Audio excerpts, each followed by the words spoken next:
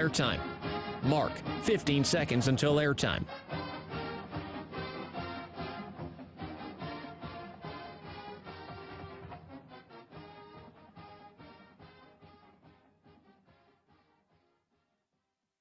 Oregon is going to the Final Four. The following is a Learfield presentation of the Oregon Sports Network. And Oregon is going to play in the national championship game. This is Duck Insider. We need to get community. We need this thing to be bigger than just our little circle of players and coaches. Are you kidding me? Touchdown, Oregon. With 2 seconds on the clock. That's the bigger picture in this thing, allowing the community to celebrate the hard work, blue-collar mentality this group brings to the table. And the Ducks have won it. The Ducks have won. We get to struggle together, and we get to have joy together. The Ducks are Pac-12 champions. I am so proud right now to be the head coach at Oregon. Catch made. Touchdown, Oregon. This is Duck Insider on the Oregon Sports Network from Learfield, presented by OnPoint Community Credit Union. People are the point. Now let's go live to the Country Financial Studio to talk Oregon Duck Athletics. Partying like it's 2016 here in the Country Financial Studio. Duck Insider presented by OnPoint Community Credit Union. I'm your host for today, Ryan Milano. First time since 2016 that the Ducks win on the road at Salt Lake City in Utah. First time since 2016 that Oregon volleyball sweeps the Washington road trip. Joey will break that down with Matt Ulmer on the show tomorrow. And how about the best result of conference play for Oregon soccer? I'll chop it up with Graeme Abel coming up later on today's show. A big win for Oregon over the weekend. It was a ranked game against Utah, and it was a game all about physicality. Well, Oregon showed that they were physical. Here are the key plays from Saturday's road win for Oregon. The excitement of two really good football teams teeing off here today in Salt Lake City. Keep it, turn it up, dives across, touchdown Oregon. Bo Nix keeps it himself and goes across the left-hand side, and Oregon jumps on top. Now they're ready. James in the game at a running back. Back to throw Bo. Bo throws into James wide open. 5-3, touchdown Oregon. Touchdown, Jordan James over the middle. Clear sail into the end zone. Snap in, straight drop to throw. Dumps it over the middle. Oh, it might have been picked. It might have been picked. It was intercepted. Tysheem Johnson. He went low to the ground, had to wait to be sure the official was going to give it to him, and Oregon has it. Motions back a little bit. Sets up, give the ball to Bucky. Nope, he kept it. Bo kept it, throws it. Franklin wide open. Touchdown, Oregon! Bo, I thought he had given it to Bucky. I think Utah thought he did too. Barnes with a snap to throw again. Pressured, hit, goes down. Kyrie Jackson's going to get the sack. Mace Funa, who chases him out, and then Kyrie Jackson just levels him for the big loss in the sack. Bo on third and almost 5. Back to throw. Throws it. He's got him open. Catch made. Ferguson! Terrence Ferguson. What a clutch receiver he has turned into. First and goal, give the ball to Bucky Irving. Run around the left side. Touchdown, Oregon. Touchdown, Mr. Irving. Snap and back to throw. Looks middle, looks right, pressure, trying to get away from it. Throws it. It is intercepted. Ducks get it back. Oregon's ball, and guess who came up with it again? Tysheem Johnson. Second pick of the game. He keeps it. Now throws it outside. Trayshawn Holden strolls in. Trayshawn Holden with the score. And Oregon is just turned up the tempo. Solid victory over Utah here today. Final score, Oregon 35, Utah 6. A 35-6 win for Oregon on the road in Salt Lake City. And the offense, I mean, they had their day, 35 points, strong offensive day. But I thought that Saturday's game was about the defense. Here's some statistics that I want to bring up from this game. The Oregon defense allowed just 99 rushing yards on 36 attempts. That's 2.8 yards per carry. 2 interceptions from Tyshim Johnson. Those both came on either the first or second play of the drive, keeping Utah's defense on the field, keeping them tired. That's a big key. 2 sacks for Oregon and 6 tackles for loss on the game against Utah. It felt like there were a few more than that as well, where there was stops for no gain, 1-yard gain. The defensive front for the Ducks was all over the place, and the Ducks forced 2 turnover on downs and 3 3-and-outs. A very strong defensive showing for the 700th win in program history for the Oregon program. What a showing for the Ducks. The first ranked road win under Dan Lanning for number 700 for the Ducks as a program. This graphic made by Ian McFarland, part of the creative team here. Great job. If you look actually in the background, every single win for Oregon in program history is etched in the background if you're watching with us live in the 1 o'clock hour on YouTube and Facebook. Really great stuff there from the creative team. A little bit of an update on kick time. Generally, we get kick time 2 weeks in advance. For next week, we don't have that, or rather the week after. We do have kick time for Cal. That's 2:30 at Autzen Stadium coming up this Saturday.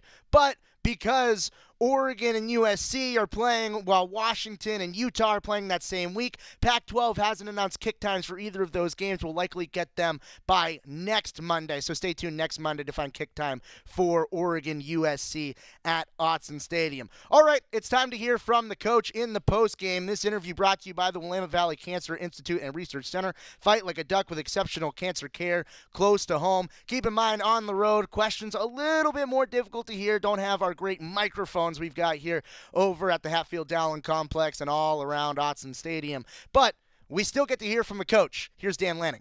You know, it was really complimentary football from offense, defense, special teams, field position. And again, I thought we played our most complete game since I've been the head coach here against a really good team that we expected to be a battle. You know, we talked about winning in the trenches. We talked about winning the takeaway battle, and that showed up today. Dan, what do you make of the way your team started going down the field, scoring touchdowns for the first 4 times? Yeah, unique for us to want, you know, we don't generally take the ball, but we felt like this was a game we talked about bringing the fight, right? We knew this was going to be a battle, a 15-rounder, and we wanted to try to set the tone early. We felt really good about our openers, felt good about our team, and we said, let's go be aggressive. And, you know, that's the way the game started, and I think that just really set the tone for the rest of the game for us. What's the mood like in the locker room right now when these guys are having such a big road victory?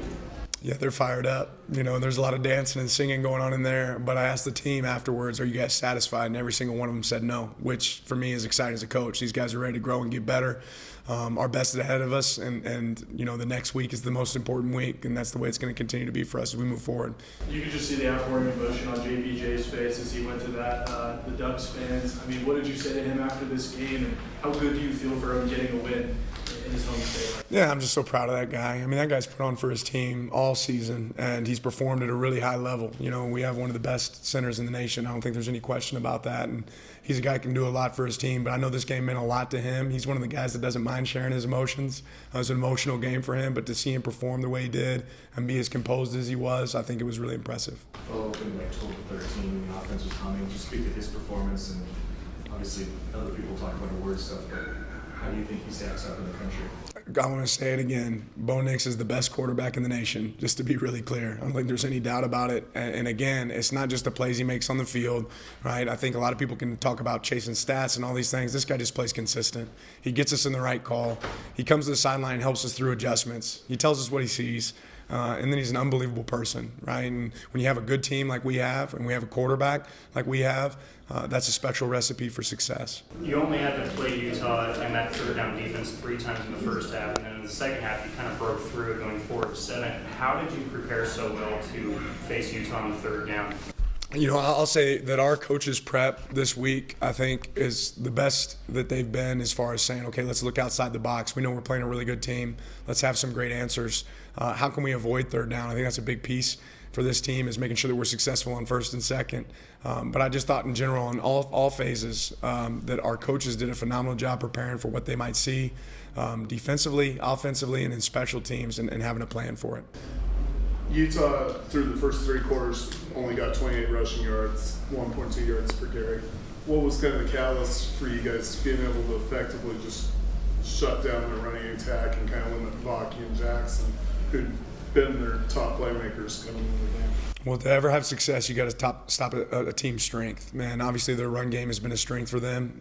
We wanted to try to make them play left-handed, and we felt like, hey, if they want to try to throw it through the air, that gives us the best chance. They had some success there at the end of the second quarter. Unfortunately for us, but I thought the rest of the game, our players played some really tight coverage, and we were able to get off blocks. Football is really simple. Get off blocks, make tackles, right? On offense, protect the ball, block well, right? Move the line of scrimmage, and our guys did that today. Once again, it feels like your pass rush really kind of rolled down and got home in the second half. What is it about the defensive line that has the ability to do that and kind of make it a second half game? Strength in numbers, guys playing selfless football. If we went out there and started rushing the passer on first down in this game, we wouldn't have been successful, right? So when being advantageous when the opportunity comes to be able to rush, we knew he's an elusive quarterback that can move the pocket. We had to finish on him. I think there's a couple missed opportunities out there for us too, but our guys are really dialed into the plan, knew when they had a chance to go be successful in the rush, and took advantage of it. People are going to look at this score and say, well, that's a big win, that's a statement win. Do you believe in statement wins? Do you believe in those types of big outcomes like that? Well, it's certainly the best performance of our team since I've been here, and I think we have a really good football team. You want to compare what we were last year to this year. I don't think there's really a comparison. I think we're a really talented team. The difference is we're going to play great teams week in and week out this year in this conference. I think it's the best this conference has ever been. I think it's really apparent this is the best we've been since I've been here. So really proud of where we're at. Certainly not done. We're not going to rest on our laurels. We got more work to do. Sure, all week you heard about the Utes' physicality, their front seven. What did this win say about your team's physicality and your front seven and your team's toughness? Yeah, we're a tough team, right? We're a tough team. And no, don't mistake it. That's a tough team we just played. They're tough, but so are we, right? And, all you have to do is come watch Tuesday practice, and you'll see how our guys work. And it showed up today, right? The work that's done between Monday and Saturday, or Sunday and Saturday, that showed up today. Yeah, this is a hit to play in. Won 18 straight, 29 of 30, and lost like this at home in like 10 years. This is a big deal in that way. How do you try to encapsulate to your guys just how important this was? It's like it's beating somebody who doesn't get beat like this at home. Well, it was important because it was the game ahead of us. We talked about trying to take the crowd out of it early. We knew, we've been a part of games where we've gotten ahead and we'd had success, and I just don't think anybody on our sideline ever thought twice about taking their foot off the gas. We talked about attacking, and that's what we did today. And again, a good team, you don't want to let them hang around. And we felt like we could have a dominant performance, and that showed up today. But I'll say this, that's one of the best coaches I've ever gone against. And I've got the ultimate respect for Coach Winningham and the job he does. And, that team's going to be really good before this season's all said and done. They've been a really good team going into this moment. Was there any moment, especially early today, where you looked at your offense and had some thought like, my God, that's gorgeous? There was a couple gorgeous moments. Yeah, there was a couple moments that were gorgeous. Again, I give a lot of credit to our coaching staff and the job they did from a prep standpoint. People always talk about the haze in the barn on Thursday, like you're done prepping, you're done preparing, because that's kind of like your last really intense practice. We're sitting here going through the openers as a staff this morning, and we made some changes that ended up being critical in the game, where we said, hey, you know what, we want to make sure we get a hard run here. We think we can get a numbers count here, and just continue to prepare, continue to work.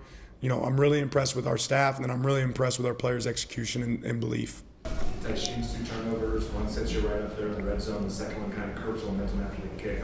Just speak to those points. You talk about putting out the fire, right? And I think of all the games that I've experienced since I've been here, our defense, really capitalized on putting out the fire. That big return, to turn around and get a turnover the next play and, quiet the crowd. I think that was huge and came in really opportune moments. And then, offense having opportunities to go take advantage of that as well can really swing the momentum, and that's what it takes in games like this. Before the game, you kind of take a moment to yourself, walk the field by yourself. What's that moment like? What's going through your head in that moment? I'm just picturing what the game's going to look like. I always talk about playing the game before the game ever happens, right? I'm trying to assess where the play clock's at. Okay, where the timeout? Where's the board? I want to make sure that I'm my best for our players. So how do you do that? You got to know where the clock's at, what's the environment, and when you get out there in the field, you don't want it to be a surprise. So for me, one, as I walk that field, I'm thanking everybody that ever helped me get here.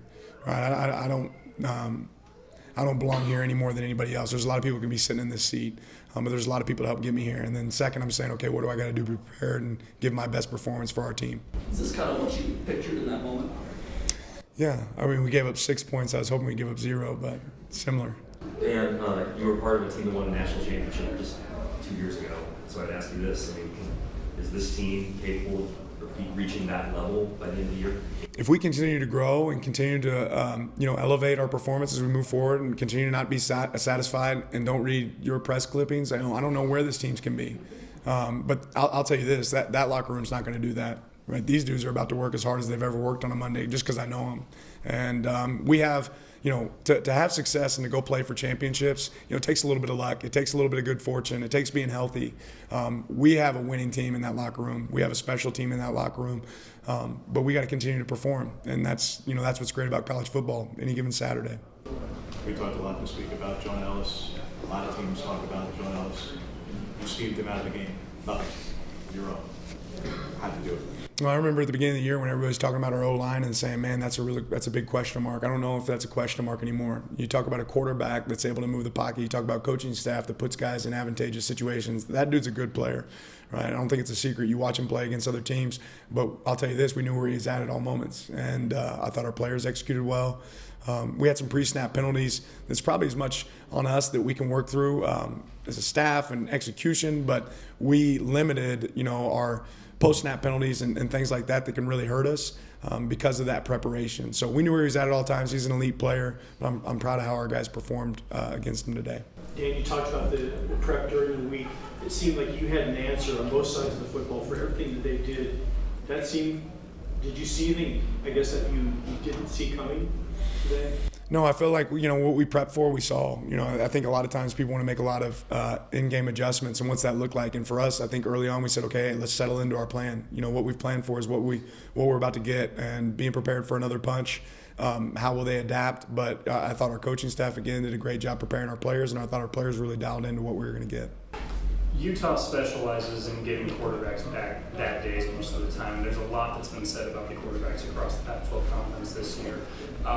With all of that talent that's across the Pac-12, what do you think Bo Nix has that specifically other quarterbacks may not have? Yeah, competitive nature. I guess every quarterback's competitive, but this guy's really intelligent. Really intelligent. And he thinks he's Goliath. And you know what? At times he performs like it. It's impressive to see him be out there because he has, the most confidence in the world in himself, and that confidence really pays off on game day. He I don't know, I can't say enough great things about Bo Nix. He's special. Kind of following that, then one of the most efficient performances against the Utah defense. Got a lot of love during the telecast about being the Heisman contender. Talked about I was the best in the country. Getting a roadman like this has been elusive for him. What do you think this setting, and last year was a defining win of walking on 1 foot. What do you think this win here, about Heisman moments? Yeah, proof's in the pudding. We got an elite quarterback. He performed today against a really good team, against a really good defense, probably the best defense in this conference. And I think everybody out there that watched this game can see, who Bo Nix is. I want to take a quick second to say something that's important to our players. And I wouldn't normally hop into this, but I want everybody to understand that this is not political in any way. But as a dad of 3 kids, a 13-year-old, a 12-year-old, a 10-year-old, I see at times what's going on in this country, and I think, I have a platform that is worth saying something about. And what I'll say right now is, where is the respect for human life? And I think there's a lot more to this. I mean, people can say, let's make it about guns and let's make it about mental health. Why can't we use a common sense approach and make it about everything? And this isn't me taking a stance, but our players told, me this spring that gun violence was really important to them. And I just want to ask everybody, what are we doing about it? Right? We can continue to sit around and expect different results. And don't think I'm sitting here talking about gun control. Don't think I'm not talking about mental health. I'm talking about all of it.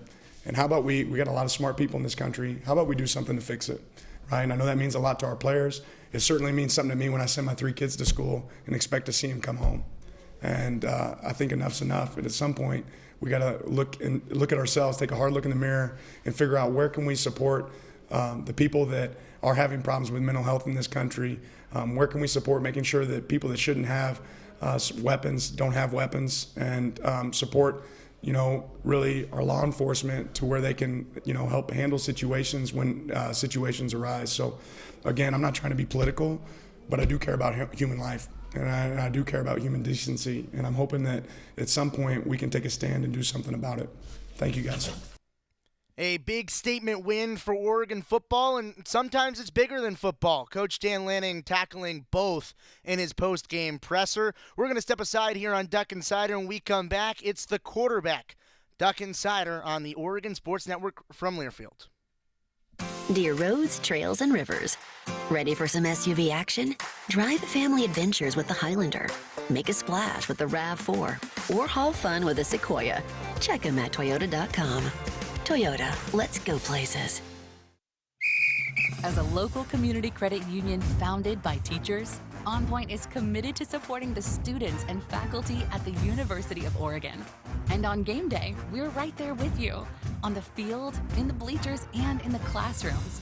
Drop by our local branch today and discover the many ways OnPoint can help support your financial well-being. OnPoint Community Credit Union. People are the point. Federally insured by NCUA. Equal housing opportunity. Dear roads, trails, and rivers. Ready for some SUV action? Drive family adventures with the Highlander. Make a splash with the RAV4. Or haul fun with the Sequoia. Check them at Toyota.com. Toyota, let's go places. Don't go anywhere. Duck Insider continues after these messages on the Oregon Sports Network from Learfield. My name is Teresa Barber. I was in the United States Navy, and I served overseas in the Middle East and Africa. Early on in my career, I had a commander that taught our suicide prevention training, and the very next day, he took his own life.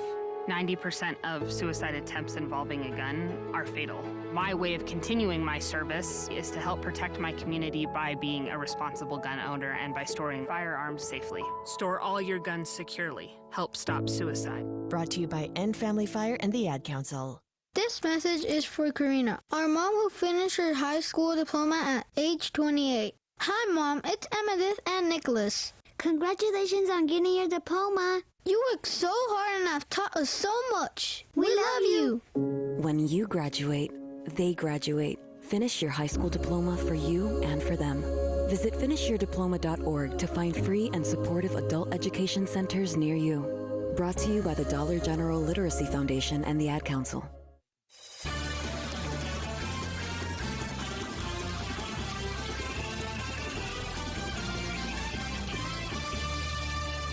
We're back in the Country Financial Studio. Duck Insider presented by OnPoint Community Credit Union. People are the point. Word coming down from the Pac-12 office. Not one, but two Ducks are players of the week for the Pac-12. Bo Nix, Pac-12 Offensive Player of the Week. And two-pick Tysheem Johnson, Pac-12 Defensive Player of the Week. Congratulations to both of those Ducks earning it on the football field on Saturday. Speaking of Bo Nix, let's hear from the Pac-12 Offensive Player of the Week. So, a lot of people who come up here today talking about you and the Heisman Trophy. I think you've heard of it. Is that something that motivates you in any way? Is that a goal? Is that on your vision board? Well, I think that's something that comes with playing really good team football, and so my ultimate goal is to do whatever I can to win games. The guys in the locker room know that I want to win a championship, and we're going to do everything we can to go back to work on Monday to do that because we got it right in front of us. We can really feel it, and that's all we want to take care of. So all this, really it's just going to be chatter and talk and noise, and we got to make sure that we don't get distracted by it, myself included, and I'm just going to go to work to win games. I think completion percentage could have been better today, and got to find ways to be more efficient, got to find ways to get third downs. And so until that happens, I'm not going to be I'm not going to be comfortable until all that happens. I'm not going to be complacent. How much do you appreciate how difficult winning here is, and that they just don't lose at home like this, and for you guys to snap their win streak and to win here where a lot of guys in Lockwood have not had a lot of success here? Well, that's a really good football team. I just think, it speaks to how we played today. I think we just, really played well in every facet of the game. Every, each group that went on the field, offense, defense, special teams, they did what they were supposed to do. And we started quickly. We kind of got the crowd out of it. And we didn't really let it be a factor. The penalties we had weren't necessarily because we couldn't hear. It's just, again, go back, got to get better at those things. Those killed us on drives. And we just want to be more efficient and make sure that when we have a chance to go out there and close out the game, we go and do it. Dan was talking about how they thought this was your most complete game of the season. What was it about this game? What was it about your guys' performance that made it that way?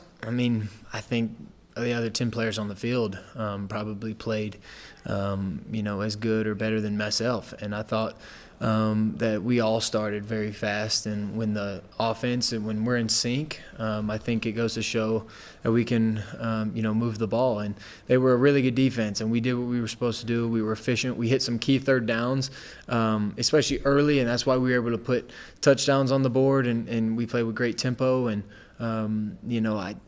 I would dare say that, I got a lot to improve on. This may not be – I don't think it was necessarily one of my most complete games.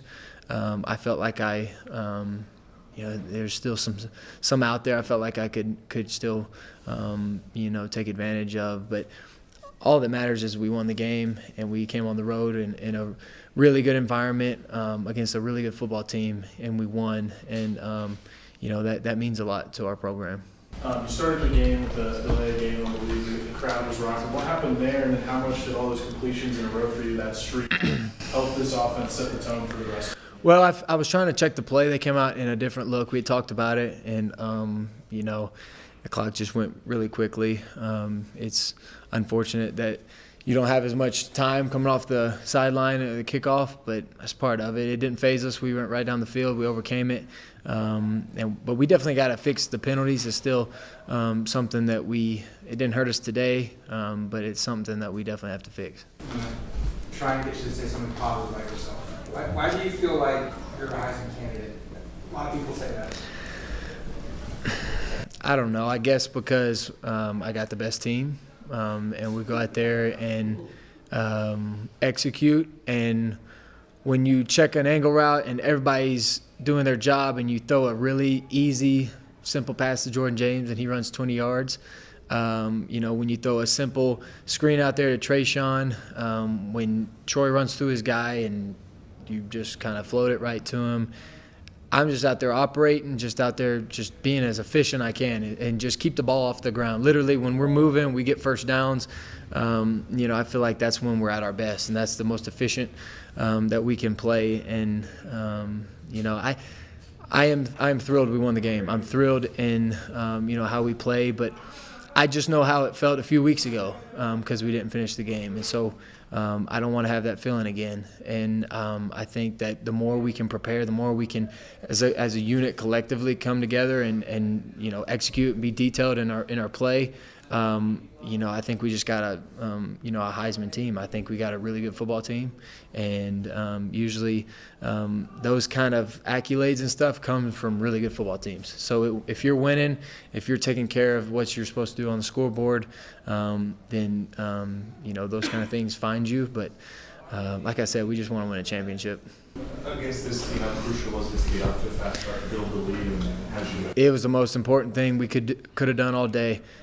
We executed at a high level. We started fast. We didn't let the crowd get into the game early. We did a really good job with our cadence and our snap count, and we ran the ball efficiently on a few plays. We ran with some tempo, and at the end of the day, we just executed. The ball was just staying off the ground. We went right down the field, and we punched it in.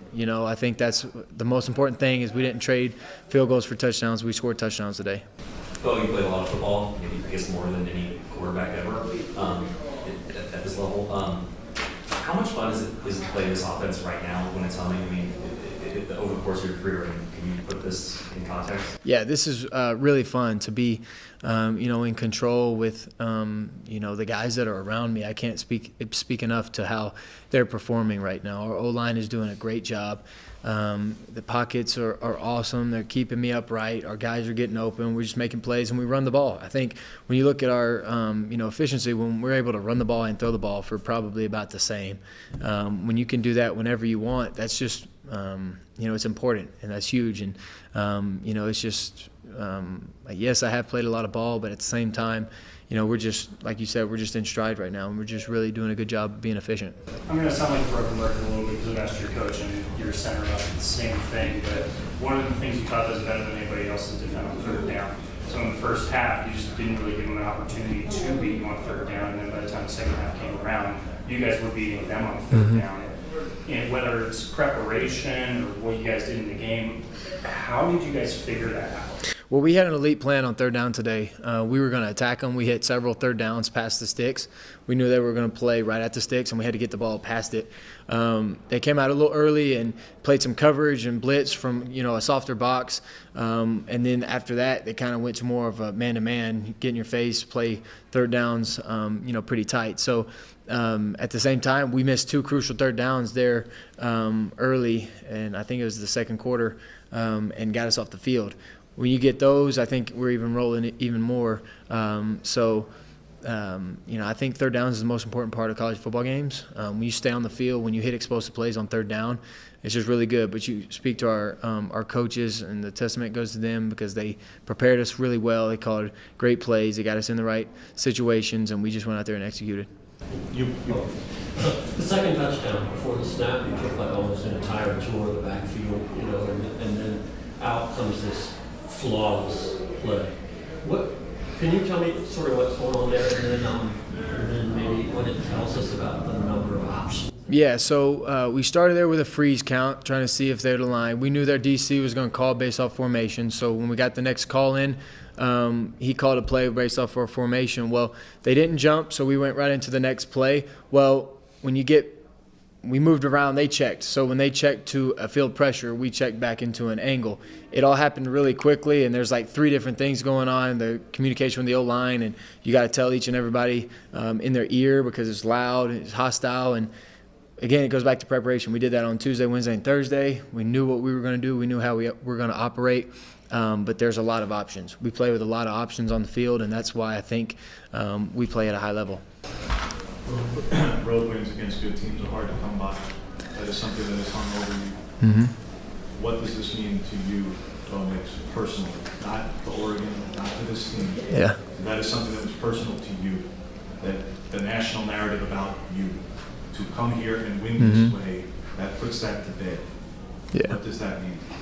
Well, I just think, it means a lot. Just I prepare, at a high level. I want to go out here and make sure that, it's not me who's tripping up the team. I want to go out there and put our team in the best situation possible. I feel like when I do that, they have my back and they go out there and perform at a high level as well. It means a lot because I played in a bunch of road environments, that are just extremely tough, extremely hostile, but you can't do it by myself. I can't do it by myself. It's such a team win to come on the road and beat a really good football team. And, anybody that may say it's just one person would be completely wrong because you got to win in each category of the game. You got to win offense, defense, special teams. Our defense is the reason we won the game today. They gave up 6 points. They gave them absolutely nothing. All we had to do was really score a touchdown. We'd have won the game, that's how different it was. And, when the team plays well and you go out and get a road win, there's really nothing better. Obviously being on the other side, there's nothing worse. So it's really rewarding. And unfortunately for us, we got the 24-hour rule, and then you got to go start on the next opponent. But we're going to soak it all up. We're going to really enjoy it. We're going to enjoy this moment because we know it doesn't happen. And we spoke about that a lot as a team. We wanted to enjoy this moment. We had another opportunity to go out there and, go up against the challenge, and that's what we did. We brought the fight today, and I just really love where our team is right now. I think we're an extremely connected team, and we just back each other up. And if one guy needs another, then we go out there and give them our best shot.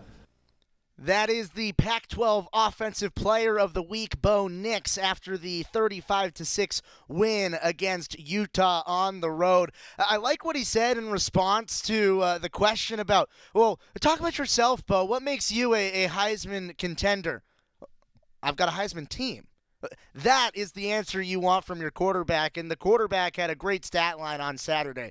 24 for 31 through the air, 248 yards passing with 2 touchdowns, 77% completion percentage, which somehow is below his season average. Yeah, that's how good he's been. He also rushed for a touchdown as well on Saturday to lead the Ducks to a commanding victory over Utah. All right, we're deviating from football for just a second, taking a quick timeout, and it's going to be the coach of the soccer team, Graeme Abel, joining us live in studio next on Duck Insider on the Oregon Sports Network from Learfield. Hey Duck fans, we're all about protecting our home turf here in Eugene. You should do the same for your home with Country Financial Insurance. Most home insurance doesn't account for inflation, but with Country Financial, yours can. If something happens to your home, make sure you can rebuild the same house in the same place. Call a local representative or 866-COUNTRY and get a solid defense for your home. Home insurance policies issued by Country Mutual Insurance Company, Country Casualty Insurance Company, or Country Preferred Insurance Company, Bloomington, Illinois. Property must meet age and condition requirements, which vary by state. At Shadow Hills Country Club, we're more than just an award-winning golf course and practice facility. Our events team offers all-inclusive event pricing that allows us to take care of all the details while you enjoy your event. Our indoor and outdoor venues offer you a wide variety of fully staffed options that put the focus on you. From weddings to business and social events, at Shadow Hills Country Club Events Center, you get the benefits of a resort atmosphere and amenities in a peaceful country setting, just minutes from downtown Eugene. Call for a tour today or visit shadowhillsevents.com. Duck Insider, your home for the latest news on Oregon athletics on the Oregon Sports Network from Learfield. And here's Heather with the weather. Well, it's beautiful out there, sunny and 75, almost a little chilly in the shade. Now, let's get a read on the inside of your car. It is hot. You've only been parked a short time and it's already 99 degrees in there. Let's not leave children in the back seat while running errands. It only takes a few minutes for their body temperatures to rise, and that could be fatal. Cars get hot, fast, and can be deadly. Never leave a child in a car. A message from NHTSA and the Ad Council. The possibility of lung cancer can be pretty scary, especially if you're one of approximately 8 million current or former smokers at high risk. That's why SaveByTheScan.org wants you to know that now there's a breakthrough low-dose CT scan that can detect lung cancer early, and it only takes 60 seconds. You stop smoking, now start screening. For an easy quiz to see if you're eligible, visit SaveByTheScan.org. It could save your life. SaveByTheScan.org is brought to you by the American Lung Association's Lung Force Initiative and the Ad Council.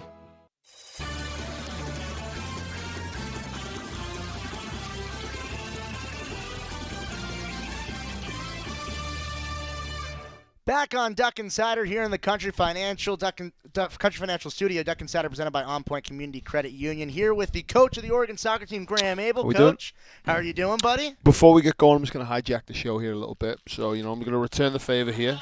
Coach. Hopefully this doesn't go against any sponsorship things or anything like that, but there we go, brother. Coach, thank you so much. I appreciate it. I'm also going to get you a gift card to the local dentist afterwards. So. I need that too. Yeah, I'm a little bit late on my checkup. Well, I can't say much. I'm British with my teeth. So. Well, Coach, I think that the snacks might have been working because it was the best result of the season over the weekend, where you play strong against Washington, don't get the win there, and you play strong against Washington State, get the draw against Wazoo. What did you see from your team in terms of their competitiveness coming into this weekend? Yeah, I mean, it's Pacific Northwest schools coming in. That was for the last 3 games of the season. That's what we always typically see. So, we were really disappointed coming out of Thursday night. We felt as though did really well within the game in terms of managing the game and things like that. And we missed those 2 chances. I think the 65th, 70th minute, something like that, to go 2-0 up. So, it's a tough way to lose the game, but it's actually similar to the way we lost the Washington State game a couple of years ago, a really late goal when we should have been clear of them. And so we felt as though, by the time Washington scored their goal, we should have already been 2 up. Again, learning moments for us because, especially when you're playing any type of power conference, especially one like the Pac-12 this year, and it's you can't leave teams around, otherwise you get punished at the end. So again, new learning for our group in terms of that piece, because we created the goal scoring opportunities to win the game, and now the solution is the ball's got to go in the back of the net. Then again, Washington State Sunday. There's always, I think we were just saying before we went on there, there's always the danger when you get hit late like that the energy levels dip. And actually, referencing the Washington State game a couple of years ago, we played Washington on the Sunday, and we built it up to being such a big game. I think we tanked that game 3-1, and so there was the danger of this one going in on Sunday that could go the same way versus Washington State, but executed a set piece that was absolutely executed to perfection. To go 1-0 up, obviously Washington State came back, got 2-1 going into halftime, and then we challenged them at halftime, said, hey, this goes one of two ways. We're going to come up the first 15 minutes and you'll be really strong and good energy, and making sure that we get after. Made a couple of changes within how we went about things, and we were able to score pretty quickly again, and then again felt as though we had a couple of chances, one that fell from a header that we felt should have gone in the back of the net, and then that puts us 3-2 up.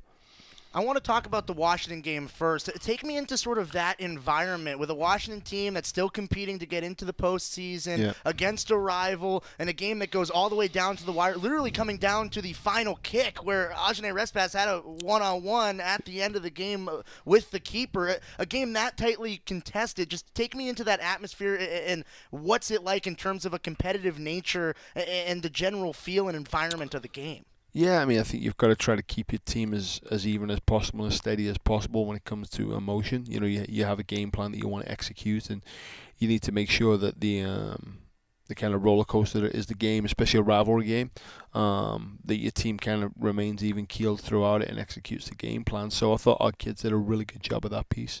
The game went back and forth, but I thought we did a really good job of staying on point and created the chances. Like I said, we concede, but then, immediately after we concede, we go down and create, a goal scoring opportunity that again, we feel should go in the back of the net. When you get to this point in the season, you're hitting late October, early November, night games, sometimes it's raining. How cold are you on the sidelines? I'm never cold. We get enough gear around here, nobody can be cold. So, no, it's not too bad. It's I don't think I've ever had a game here where it's been crazy cold. I think the coldest I've ever been in a college game was when I coached at Washington State. We actually played Washington. It was the last game of the season in Seattle, and that was pretty cold. I coached in a game with the national team where it was, I don't know if you remember, a few years ago, where it was that storm blew into New York City. It was like the cyclone bomb or something they call it, and we actually played the game, and we had these towels behind the goalkeepers' goals that were wet towels for their gloves, and they froze. So that one was pretty cold, and I was the teeth were chattering during that game, but I don't think it gets that cold down here. That's the piece. Like, everyone goes on about the weather here, and I'm like, we're kind of the southern part of the Pacific Northwest, so I don't really think it gets that cold. Maybe January, February, but no, it's pretty nice. So you're just jacket, beanie, and you're fine. You know what? Not even beanie this year. I haven't gone that far with it yet. No beanie yet. So wow. Yeah, just a hat. So I like it. It was comfortable. Even the hand warmer things, they didn't come out. So really, well, that's endurance from you. Yeah. I'm impressed. Who I was also impressed with was Livy Moore against Washington. Yeah, she was awesome. She was everywhere, battling through, got a little bit banged up. I thought she created your best chance offensively, too, with a cross towards the back post. Yeah, Livy is probably, I texted her actually after the game to say, I think the last 4 or 5 games, she's now hit her stride in terms of coming back from the injury. And I think everyone thinks when they're cleared from long-term injuries, then they're just back. Well, it takes a while to hit their stride again in terms of confidence, in terms of getting back into a rhythm of things after being out for virtually an entire calendar year. So, no, she's starting to hit her stride now, and she's really starting to kind of fulfill the potential that we saw in her when we recruited her, and that. So she's got a massive future, and I think keep her ticking along. You'll see a heck of a player again next year. I want to transition to Washington State. We've talked a lot this year about making your opponent chase the game. Your team did that against Washington State, and you got the positive result in the draw. Yeah, we spoke after the Washington game. We felt as though we got pinned a little bit against Washington for a period of time, and we spoke about how on the field we could recognize that was happening and kind of change the feel of the game and change the momentum of the game. And we gave our kids some different solutions and they implemented them versus Washington State. And Washington State are a difficult team to play because, they've got big forwards, they'll pin you and, they'll try to lock you into your half of the field. So knowing how to solve that and solve it on the fly is a really big asset to have. And I thought our kids did it exceptionally well and started to turn Washington State. And, again, when you've got speed up top, when you've got Grace, when you've got the power in there, when you've got Cam in there, Lauren Kenny, Caitlin Pakulba, Jordan Snyder, all kids who have speed to them and pace and power, then you want to be able to use that piece as well. And then if they drop away, you've got, Livy obviously didn't play in the game, but you would have kids like Livy, you got Ryan Reynolds and players like that who can receive the ball under the line. But I thought we did a better job in the second half of turning them, making them face their own goal. Season finale against Oregon State coming up 7 o'clock on this weekend, playing against the Beavers. What is the key to success, and how to continue riding that momentum against Oregon State? Well, take the Cal game out of it. That was kind of an anomaly, but I feel as though we've been on a steady climb. Probably since Colorado I thought we played really well against and just didn't get the result. And Arizona State thought we played really well against, and and then, again, this weekend. So I feel as though we've been on a steady climb in terms of performance-wise. So we've got to continue that piece. More of an identity to us now in terms of how we're trying to go about things. As our players mature, our players, some of our younger players are now, 15, 16, 17 games into their career. So there's a lot of learning that comes with that. And so, taking those lessons and implementing them into the games, we want to continue to see that this weekend versus Oregon State. Do you go out for Halloween? I will go out with my kids, yes.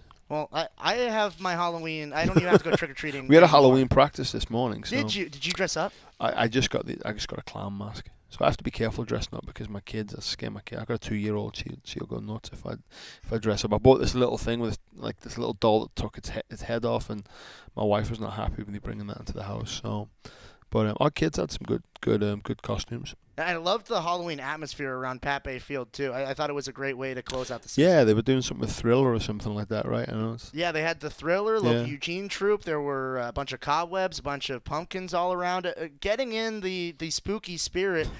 And, I mean, you're playing an orange and black team over the weekend. It's a whole bunch of Halloween that's coming up. Coach, I appreciate you sticking around and hanging out. Anytime.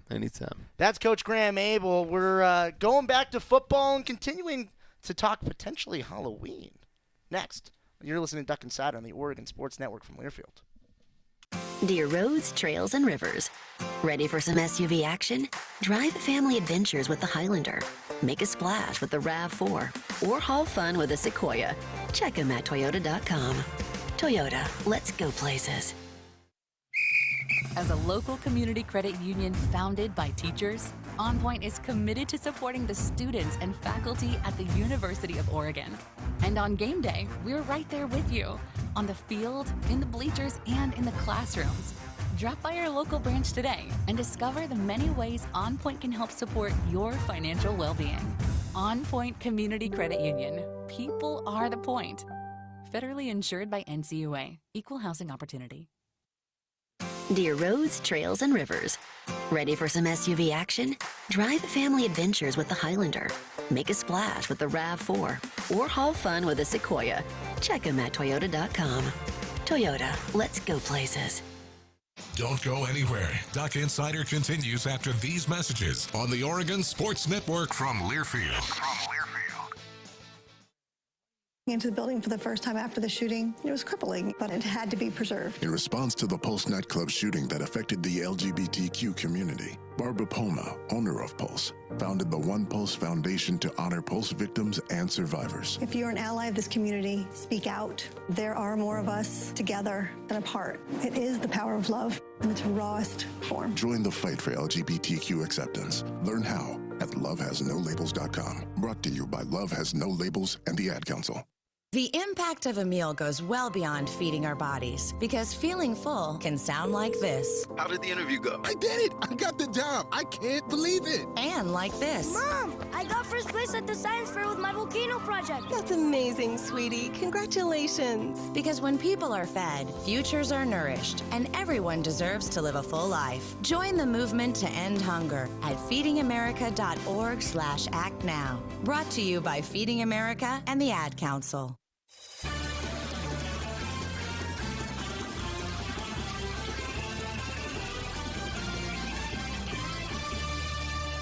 Back in the Country Financial Studio on Duck Insider, presented by OnPoint Community Credit Union. Just talked to Oregon soccer head coach Graeme Abel. Now reverting our attention back to football. Jackson Powers Johnson, a Utah kid, playing against the Utah Utes and controlling an offensive line that had a really strong day, opening holes for the running backs and keeping Bo Nix upright. Here is Jackson Powers Johnson.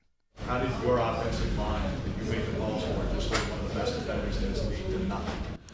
Just preparation, and Ellis is a wonderful player, and hats off to Utah as well. They're a great physical team, and it was really fun to play them. But the preparation we did this week, and how we attacked every little thing is kind of, I think, how we went out there and got to perform. So, but as I'm gonna say, my tackles did wonderful today, and they did a great job. So they make me look good. Jackson, this week you told me, you thought about that loss in 2021 almost every single day, what happened here. So now that you righted that wrong, what kind of emotions are you feeling right now? Really happy. I mean, it's awesome to come back home and play at home. A team that I grew up in this stadium with, and, being able to get a win out of that and being able to, do it in that kind of fashion is awesome. And I'm extremely happy, but I'm really just happy for, our team. And we're excited to get better, and we're hungry. So. Your offense have so much success early, and playing in the league against this type of team was key. How did you build it? We just harped on, coming out fast, and we created those opportunities in practice and brought practice to the game. Part of a lot of big wins in your career here. Where does this one kind of, I don't want you to rank it, but you haven't always been able to get the big ones on the road. How does that make this one a little bit different? It makes it sweeter, especially because I'm from here. Grew up 15, 20 minutes down the road. It's up there. It's up there for sure. But just really exciting, and I'm really proud about how our guys played today. We're going to look at the score and know the respect for Utah's defense, and this was a pretty big win, a pretty statement win. Do you believe in those things? Can this be a statement win for you guys? Just how good it can be? Definitely. I mean, I think everyone's kind of a statement win for us. It's really hard to win in college football, and especially against a great defense and a great team like that. And how we execute, how we, how we just came out with fire and excitement and love for each other. I mean, yeah, it's a statement win, and we're going to be excited. But enjoy this for 24 hours, and then we're on to the next. I want to reframe a little bit what I was asking Coach Lanning about. And I was asking him about how you guys prepared for that third down defense that Utah excels at. Mm-hmm. Talked a lot about the preparation that went into the staff and the players. Can you tell me a little bit of what that looked like through the week and how you guys prepared for that? I mean, it just kind of was just, creating crowd noise, creating, just knowing our opponent and knowing the situation we're going to. And I kind of helped that. I grew up in the stadium and know how kind of things work around here. But, just prepared with crowd noise, prepared with, stems and movement and all that kind of fun stuff. So, yeah. On the left there, you probably hear Bo and Heisman more this week in terms of good. The way he's performing. I'll give you an opportunity to start for your quarterback. How good was he? He's great. I went up to him, gave him a hug, and said thank you, because nothing we can do. We do a good part about making the offense go, but I'm going to give all the credit to Bo. I mean, he's an amazing quarterback. He's an amazing person. He's an amazing leader. And hopefully there is more stuff in the medium for him for Heisman, because he deserves it. And he's going to go out there and he's going to work harder. He's going to keep doing it. And I'm excited. How much do you appreciate getting on the road in place where, and they don't lose at home like this here? And you guys had a tough run the last couple of years in terms of road games. Mm-hmm. To snap a 6-game road losing streak, do it in this fashion for you, what does this mean? I mean, it means a lot, and especially because, giving a lot of respect to the environment here and the culture here. They've won. I think it was the 29 out of the 30 last home games here, and we put that in our back pocket. And I mean, it means a lot, and especially, as I said before, me growing up 15 minutes down the road, growing up in this stadium, and getting the opportunity to come back home, play in front of my family, play in front of my fans, like it was just awesome. And it's great. I'm gonna enjoy it for another 24 hours, and then it's gonna be on to the next. So. That is Jackson Powers Johnson after the big win for the Ducks against Utah. We got to take a quick time out. The Cafe Yum 2-minute drill coming up next on Duck Insider from the Oregon Sports Network from Learfield. As a local community credit union founded by teachers, OnPoint is committed to supporting the students and faculty at the University of Oregon. And on game day, we're right there with you, on the field, in the bleachers, and in the classrooms. Drop by our local branch today and discover the many ways OnPoint can help support your financial well-being. OnPoint Community Credit Union. People are the point. Federally insured by NCUA. Equal housing opportunity. Hey Duck fans, we're all about protecting our home turf here in Eugene. You should do the same for your home with Country Financial Insurance. Most home insurance doesn't account for inflation, but with Country Financial, yours can. If something happens to your home, make sure you can rebuild the same house in the same place. Call a local representative or 866-COUNTRY and get a solid defense for your home. Home insurance policies issued by Country Mutual Insurance Company, Country Casualty Insurance Company, or Country Preferred Insurance Company, Bloomington, Illinois. Property must meet age and condition requirements, which vary by state. Duck Insider, your home for the latest news on Oregon athletics on the Oregon Sports Network from Learfield.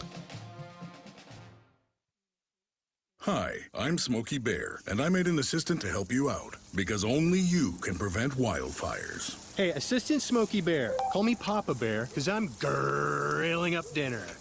Do you get it? Yes, good job. So, what should I do with all these coals? Don't just toss them out. Put them in a metal container because those embers can start a wildfire. I understand. The stakes are high. Ha, ha, ha, ha. Learn more at SmokeyBear.com. Brought to you by the U.S. Forest Service, your state forester, and the Ad Council. Adopt U.S. Kids presents What to Expect When You're Expecting a Teenager. Learning the Lingo. GOAT, G-O-A-T, acronym, stands for Greatest of All Time. As in, spaghetti sandwiches for dinner? They're my fave. Dad, you're the GOAT. You don't have to speak teen to be a perfect parent. Thousands of teens in foster care would love you just the same. Visit adoptuskids.org. Brought to you by the U.S. Department of Health and Human Services, Adopt U.S. Kids, and the Ad Council.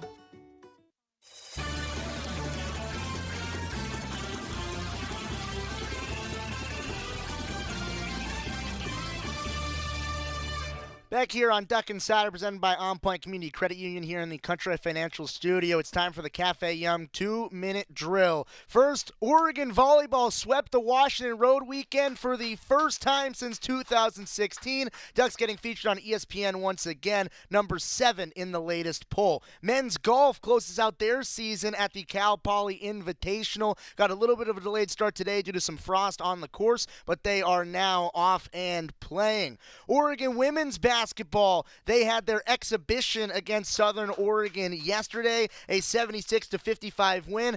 Basketball season is here. Season starts next Monday, 6 p.m. versus Northern Arizona. Tickets are available on GoDucks.com. I saw tickets at the beginning of the show for as low as $3. Yeah, get into Matthew Knott Arena. And a little bit of a programming note for next week. No Duck Insider next Monday because basketball season is here. Joey Mack will be in Las Vegas with the basketball team as they play Georgia in the season opener tip at 1:30. That's going to do it for today's show. Big show and a big weekend for the athletic department. See you, everybody. What is dedication? My biggest fear in the middle of my addiction was that my kids wouldn't have a father. And I started thinking, you know what? This isn't my story. I definitely had to become a better man to be a better father. It's important to me that my kids are